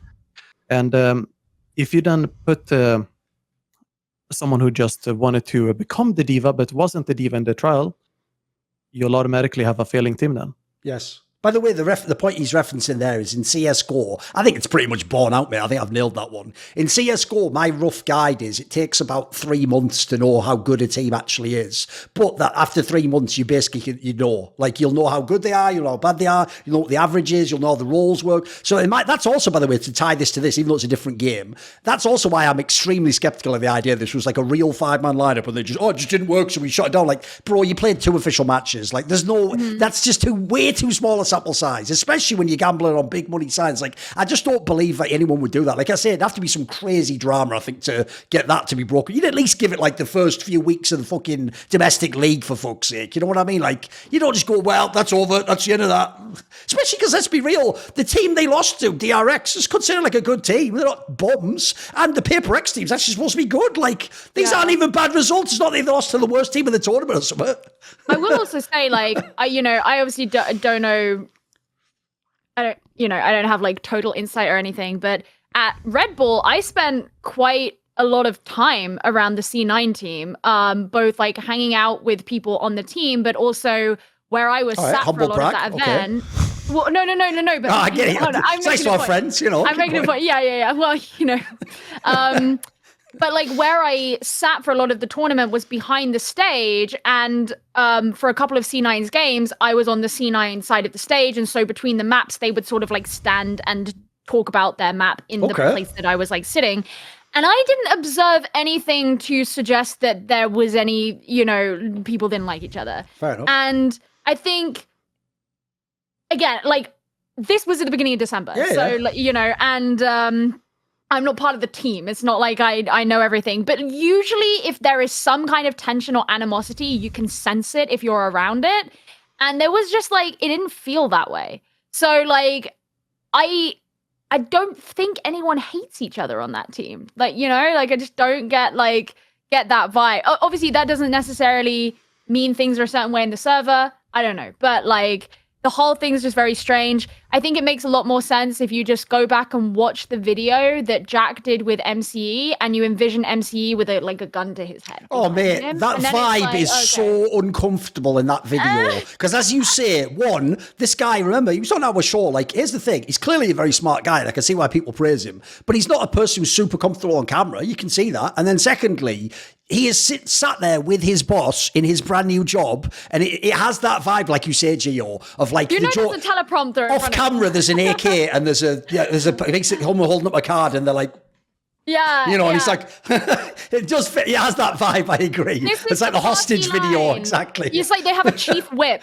of like Cloud9. If you're British, you know what I'm talking about. But, and he's like, yes, I agree with Cloud9's decision. Ye was not the right player for this. Yes, Jack. And what do you have to say about it was a bit. The vibe was a bit off, especially bearing in mind they're trying to present it and say, there's not a drama. It just didn't work out, and we're just going to go our separate ways. Especially like the videos that Jack does for like Cloud9 news. Like I always just get like they always have like a kind of uncomfortable feeling. He's decent on camera, but I'm always like, ooh, if like anytime an executive is like talking directly to the camera to try, I just feel like it's never a good look. Yes.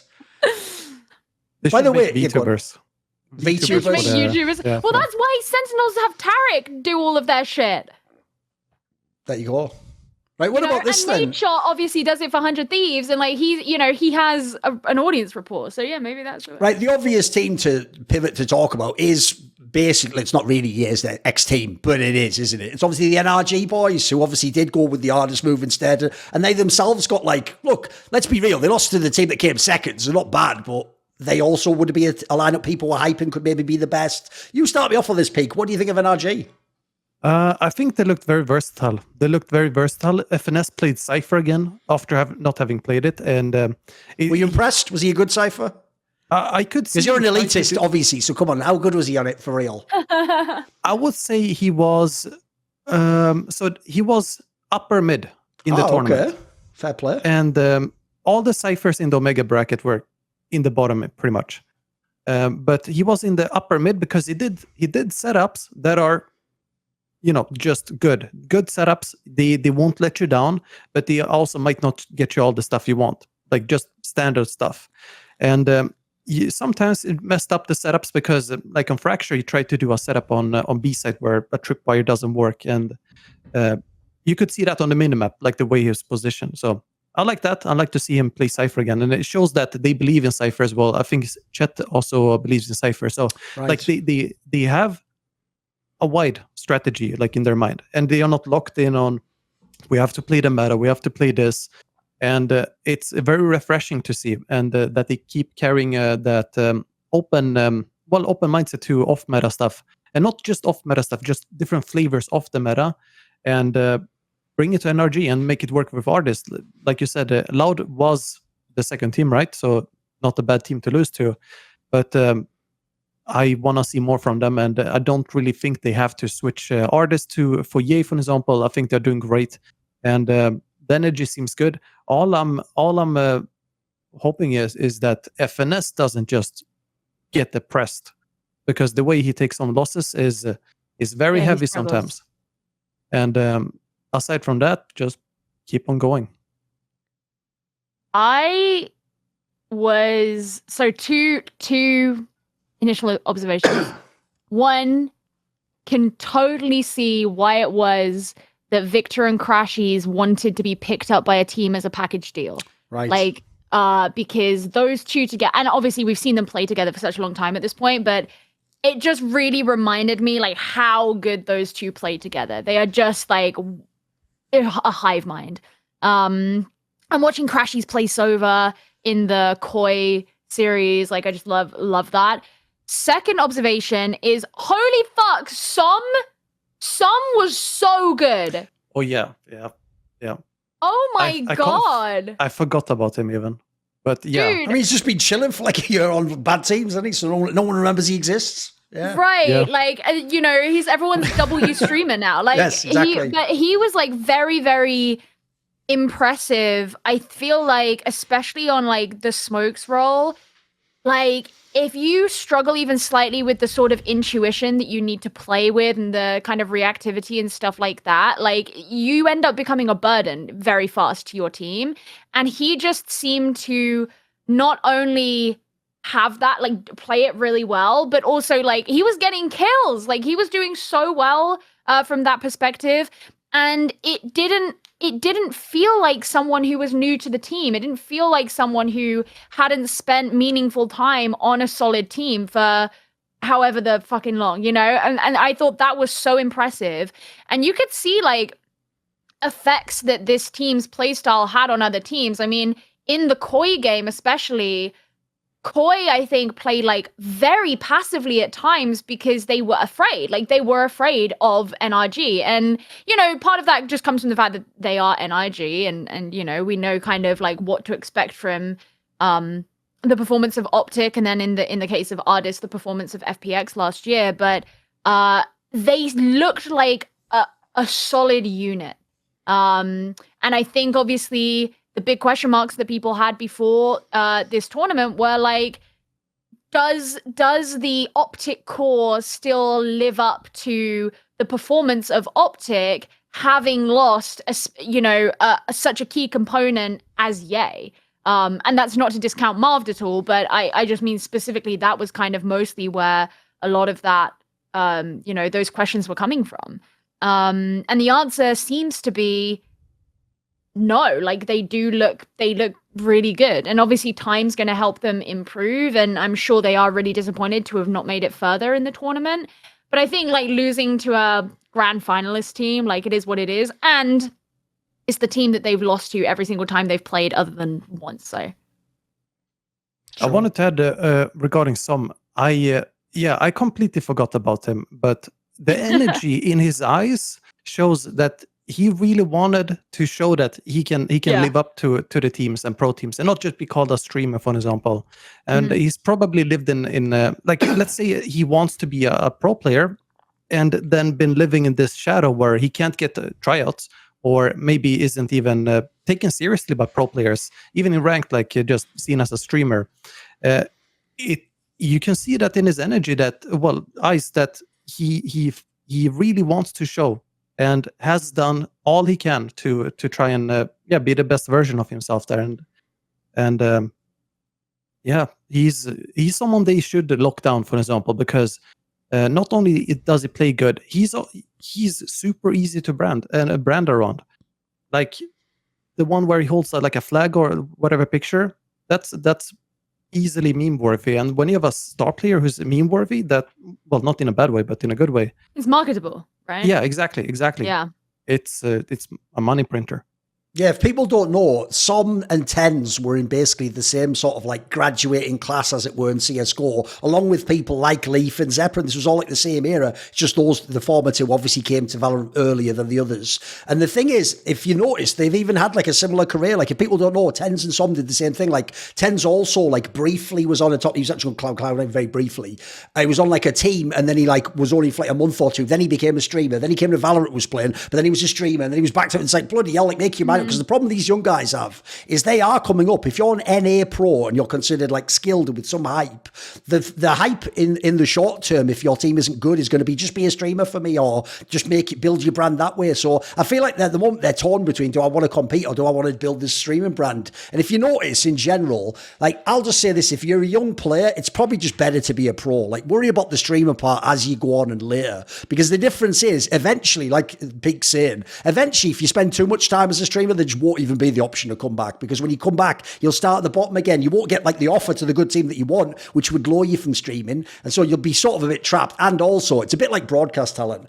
Loads of people, I'm rare in CSGO that I actually like being an analyst, because I like having the short format, but just like you get all your shit in like 30 seconds, because it's good for skits and jokes and the stuff I like. But actually, if you don't know, the dirty secret behind the scenes is most people who are analysts secretly want to be the colour commentator and be the one talking for 3 hours instead of for 30 seconds. So it's the same with players. most people who are streamers, maybe they like the money and the fame and stuff, but it's not as rewarding as being like the best player in the world or winning the championship. And if you watch those ones, dude, you can see it in their face. Like, even people like Tarek, who are massive streamers, you can see when they watch those big finals, there's almost like a dead look behind their eyes, like, shit, that should be me. Fuck, why am I just watching this? You know, like, they think they should obviously be there. They've been there in the past. So that's also one angle I do think is tricky. So fair play, it's cool that he made it, because he was someone where the eye test did show he had really good skills. Like, he's one of those people, if you don't know, he actually got into a big CSGO team. It was Gen G, but it was right in the year when obviously we had to go on the internet. We lost all the big international lands, so he never really got a chance to prove himself. And then I don't blame anyone, by the way, who in 2020 or 2021 moved to a different game. Like, no one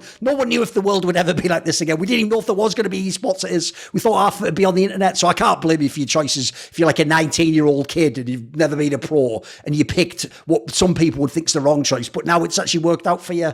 Because that would have been the saddest part if he came to Valorant then only became a streamer. It's like, bro, you could have been good in one of these games. Switching over, though, to segue.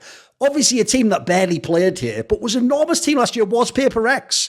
This was a team, I felt like when I did this show peak, Paper Rex was like, look, Gambit / M3C or whatever they were called, they were like everyone's like spiritual best team, but it felt like everyone's like favourite team to watch was Paper Rex, mate. Everyone had like a fucking mini hard-on for this team because they just loved that style of play. So what happened here? Did they just play a good team?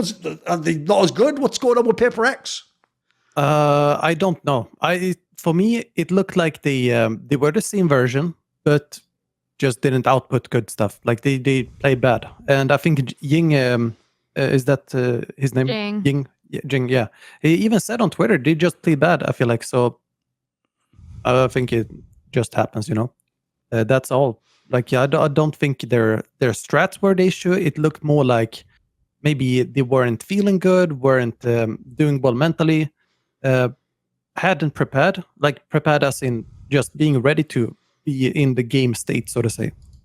But yeah, that's the vibe I got, and I don't think they could have changed anything in game. Like, wouldn't have mattered really, in my opinion. I think I didn't have particularly strong thoughts about it until I saw someone do a tweet, and I wish I could remember who it was, but basically the sentiment of the tweet was, Paper Rex can't expect to do well because they haven't changed anything since they were good. Or like, and it was actually really interesting. Just I read through the replies of this tweet, and it kind of like some of the points that were raised were true. It's like Paper Rex were considered really amazing for over the course of like 2 tournaments. One they like pushed really hard on, and they've never done badly, but it's sort of like that one tournament where they did that has kind of really overinflated this idea of the team. Right. And I think that doesn't mean that the players, especially like Jing and Forsaken, the two that we talk about a lot in terms of this aggressive, very audacious playstyle where and they're very mechanically skilled, amazing reaction times. It doesn't take away from the fact that that's good. But what it doesn't take into account is other teams have moved on with how they play and how their teams are constructed and what it is they're doing. And when other teams move on and other teams evolve and you haven't, it doesn't matter that this version of your roster and this way of playing was insane at one point, because eventually it's going to become antiquated. And it sort of reminds me of my favorite team from Rainbow Six was Team Empire, who their whole thing was they kind of came out of nowhere and they were amazing and everybody knew how they played. Like, every team understood the way that they played. They just couldn't beat them because they were so good at it. But eventually what happened was Team Empire, after they won a couple of tournaments or whatever, they sort of fell off a bit. And it wasn't because the players got bad. It was because things moved on in the game. And like, suddenly they weren't infallible. Because the way that they played remained the same. And for the most part, the roster they had remained the same, or at least for a while. And I think that's kind of the problem with Paper Rex that they're going to find is like that style that took the world by storm it's ephemeral. And the time's kind of gone for it. Yes. By the way, there's a more abstract point I'll tease out there, and I want to get your take, Peak, which is I totally agree with that premise, because I've seen this a lot in many other games, which is, especially if you have what is the really exciting style, like you play aggressive, up-tempo, you're trying lots of gamble stuff. The problem with that is it is inherently gimmicky. That's why every team doesn't do it. Like, think about it. If that style just permanently worked, every team with really skilled players would play that way, because it'd be the best way to play. I would say, if you notice in most games, the great teams, they can either adapt or they have different speeds they play at, like against this opponent, I'll play a little bit differently, and I can kind of pick and choose. If you have sort of like one speed to your game, as it were, it can work for a while, but as we're talking about here, first of all, when people become familiar, they'll figure out the little counters and the edges, and all they have to do when you do that style, by the way, is shave off like 5% of efficiency from it. It's only a tiny bit, and the difference between a gimmicky style that works and wins you like an upset game, and then just doesn't work and falls slightly flat, might not be much. It's not even like you say, it's not like the players are bad now. Nothing might actually have changed. You might be doing exactly what you did before, equally as well. It's just now the response is better, or they've scouted you, or they know. Like, another thing that's really hard, by the way, about in attack FPS games, about playing very aggressively and very up tempo, is if you just find certain like key points in that strat that don't work, like someone catches you with a flash early, or they like push up on a position where you thought you were just going to rush that area, that just kills the whole strat dead. Like, then suddenly all the reactions. So what do you think on this, Because I think as an abstract point, I've seen it play out a lot in games, mate. So just taking that, like, you get flashed too early. Let's say the Paper X has a timing they want to go for, and there's just a flash to counter it. Either you kind of get thrown off, and you just become more slow and basically passive, more cautious. It's sort of like you go to the casino and you have your favorite slot machine, and now you don't believe in it anymore. You go to a different one, and you start kind of second guessing yourself. But I feel like you can even push harder. Like, if that's your playstyle, that's your strat, that's what you practice, that's what you know, you can go harder as well. Like, you can push harder back and expect that flash, next round, or try to expect something, and as you say, adapt to it. But I don't think that's the case for these guys. Like, they probably couldn't, because being in Brazil, different environment, and also they don't have anything that's their home setting, so to say. There, I bet they are very fond of the food they have at home, and they don't find it there in Brazil. They don't have people they know around them. I know family is very important for many of those players as well, and I feel like many of those things, plus getting just hard punished, really set stops for you, and then you sit there kind of silent. You don't really know what to do, and you just autopilot more. Meanwhile, if they would look at the game now, they probably have good answers and hopefully practice for it. But in the moment, I would say they just get this deer in the headlights effect, and they can't function. That's how I look at it. And looking at other games, it probably is the same, where you have the idea, oh, I can do this, I know I can do this, and then you don't fish it out. Right, I would say for the other ones, I'll just throw a team out there, and you can just say what we've got from. If you don't have anything, don't worry about it. So obviously, another first round elimination was Team Liquid. This like team where they've got in the X Gambit players. This is another very hyped roster. They've obviously made very drastic direction changes from before. Just obviously, if people haven't watched the games, don't worry about them. But do we have any thoughts on Team Liquid? I do. So I was happy to see Nats on Cypher, for example, on Fracture. What I wasn't happy with is they keep the exact same strategy that they had. Well, not exact, but they have pretty much the exact same approach to Fracture as they did before they changed up everything. They have 2 players holding a trap wire that's 200 credits in spawn. They just camp that. And they have the Astra, which was the Soulcast, sitting in the spawn towards B main. Basically, while Nats has to explore the map all alone, and they pick. Let me see what they picked for agents here, if I can take it out real quick, because the agents they picked didn't make sense for how they played. Let's see here. So they on Fracture they had Cypher, Raze, Astra, KO, Breach, double flash.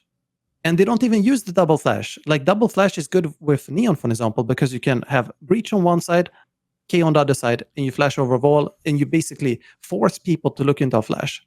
they don't do that stuff because they're playing super slow, and they play super slow because they have one guy AFK in spawn. If anything, that should be Nats holding control of that, but he's not allowed to. So this guy, he has to carry so hard on Cypher with basically no utility because you don't have flashes, you don't have mollies, nothing, and basically dry peeking everything.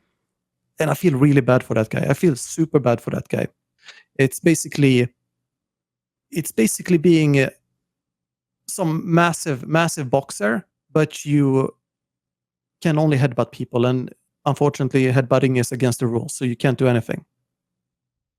Like just nothing. He couldn't do anything. He tried but couldn't, and obviously it shows. And I feel like a big issue for Liquid seems to be, for me at least, Soulcast and Yampi. Like Yampi didn't do anything in particular, Soulcast didn't do anything in particular. Soulcast looked like he hadn't practiced the game for weeks. But mainly from the point of the confidence, not the skills or anything, just confidence levels. And I feel like Yampi has to go away from what they did in the old squad and just have a better role in this squad. Just undo everything from back then. So that's my take on it. They just have to become efficient. I didn't see this game. I heard plenty about it. It's obviously a big upset if people don't know. Like, they were supposed to win this game. Everyone expected them to, you know. I will say this is one of my hottest Valorant takes. I've never been a Yampi fan. And I understand that he's a talented player, but I have always felt that Team Liquid, and I've felt this way since 2021, that Team Liquid would do better if they got rid of him and they put someone with a more appropriate role in his place. And the reason I say that is because obviously for so long they're making him IGL. And they were just trying to like shove him into, it was like a sort of putting like a square through a circle shaped hole. Like, and I always thought like, you're not getting the best out of Yampi, and the teams, you know, Yampi's not getting the best out of this team either. And it always felt like they just wanted to retain Yampi because he's a good talent. Yes. And that is my biggest problem I've always had with this team. And I felt like, you know, even when like Scream and Avira came on the team, it was sort of like, oh, you know, they can start to take this role and we move. Yeah, I don't know. I remember when Yampi was put on like Killjoy back in like 2021, and then they moved him back onto Jet because he was the opper. And then I remember watching him like op on Haven in mid on Jet because he was the only person who could. And it was just everything that Team Liquid have done has always reminded me of like, you're just trying to force something that doesn't need to be forced. And after hearing what I heard about this game, I still kind of get that vibe.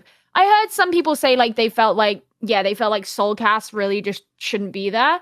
Obviously I can't comment on that because I didn't watch, but I feel like, you know, it's just disappointing to hear because there are like really good players here, and it still feels like they're not getting anything that is greater than the sum of their parts. And that seems to have been the Team Liquid problem for a very long time.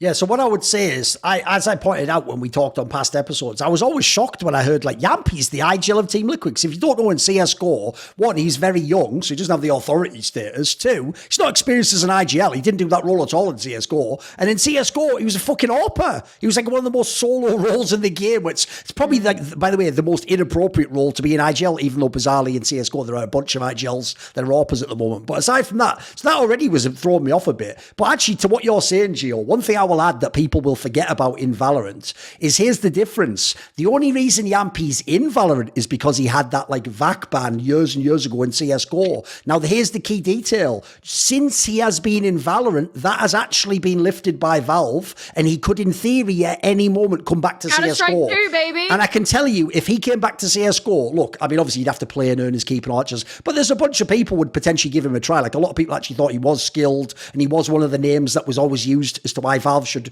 assess this rule. Because if you don't know, his story for real is like, even if you think it's him, then he cheated when he was like 13 years old at like a LAN once, right after the account was bought. Like, it's one of those ones where even if he did do it, it's like, he didn't murder anyone, did he? You know what I mean? Like, the idea he has a career like 7 years later or whatever is like, surely that's not, you know, the joke is you can actually go to prison for murdering someone and maybe get out in about that time in certain countries. Well, maybe in Peak's country, but, you know, depends what we're talking about. So I would just say on that angle, like, that does imply say though, Gio, you're right. Like, even though nothing changed with him, the player, his circumstances mean he is inherently more valuable to Team Liquid. Like, one, they probably think like we've got like a fucking gem in the rough here. Like, maybe he's going to be our tens one day. He's just like talent from CSGO who couldn't play. But then now you've also got the angle of, if it doesn't work out, he might leave us and go to CSGO or something. It's like, I don't think he will, but you might wonder that. And so it might make you naively think sunk cost fallacy. Like, I've got to keep this guy. He's got to be on the team. See Yampi on a team where he is just like the Oppa and not the IGL.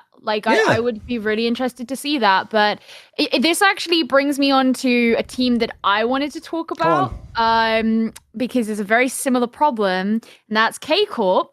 Okay. Because my biggest takeaway with K-Corp is, holy fuck, get Scream off of IGL.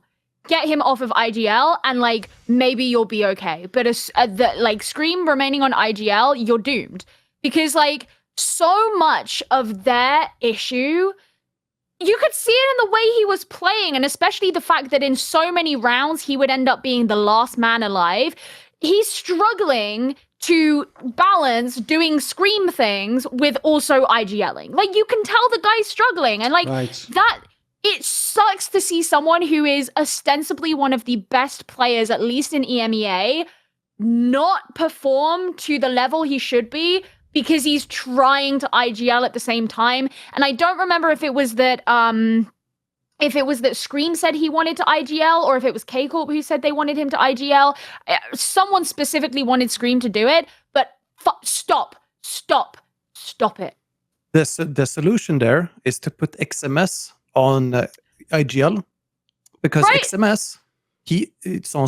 I remember the specific on Split. He was Cypher on defense. Cypher on defense on Split. Typically, just really good, right? It's known to be really good. What this guy does is he puts some random camera in A main and just yeets himself out A main like he's some race players.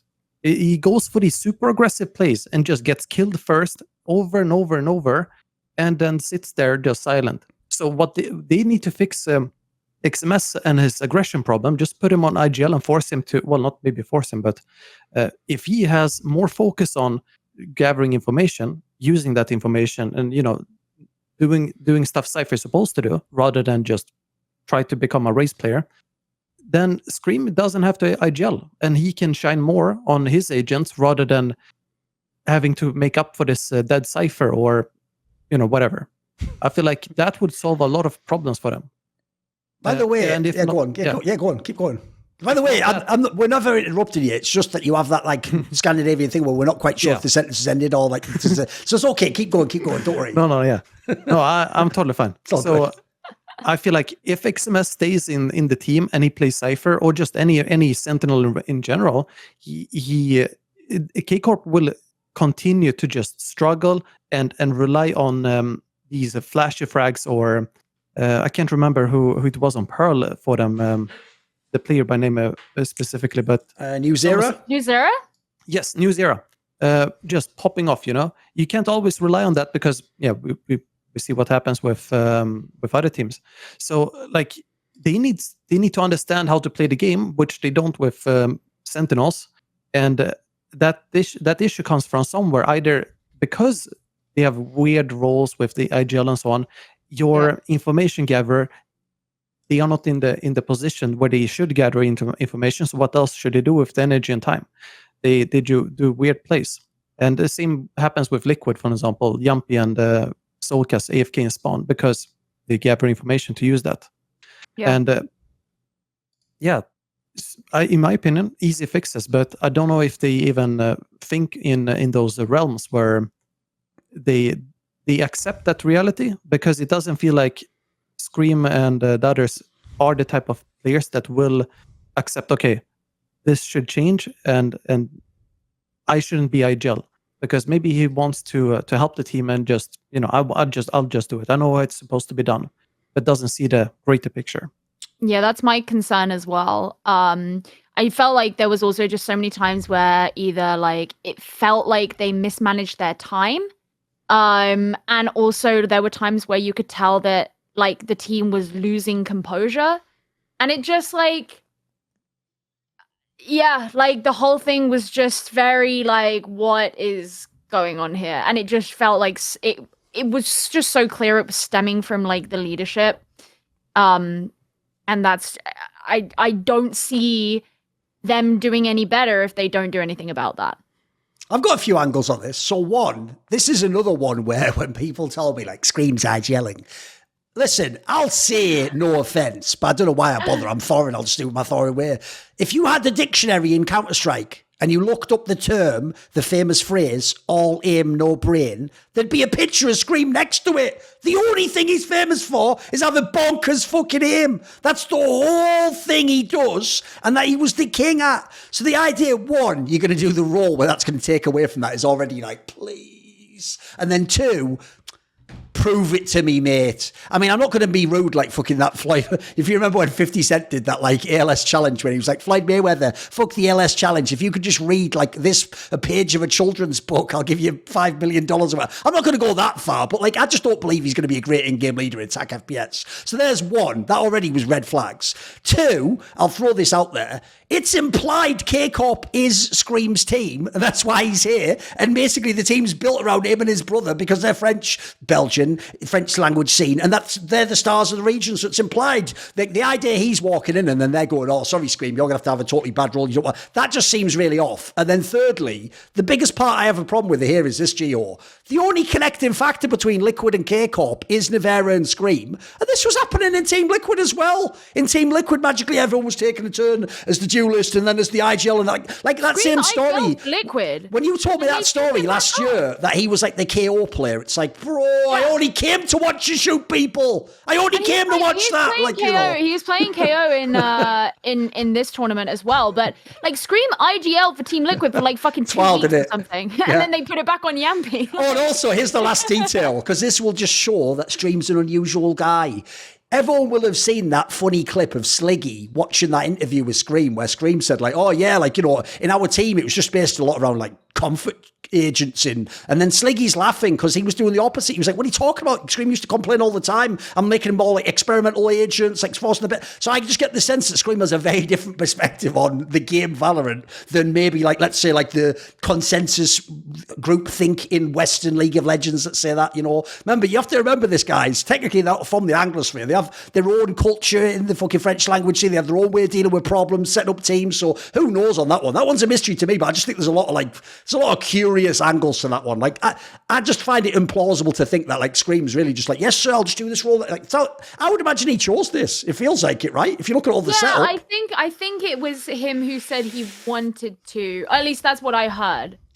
Well, maybe they couldn't find anyone who satisfied right. It could be that the too. IGL role. Yes. And didn't want to settle with something low, just too low for their standards.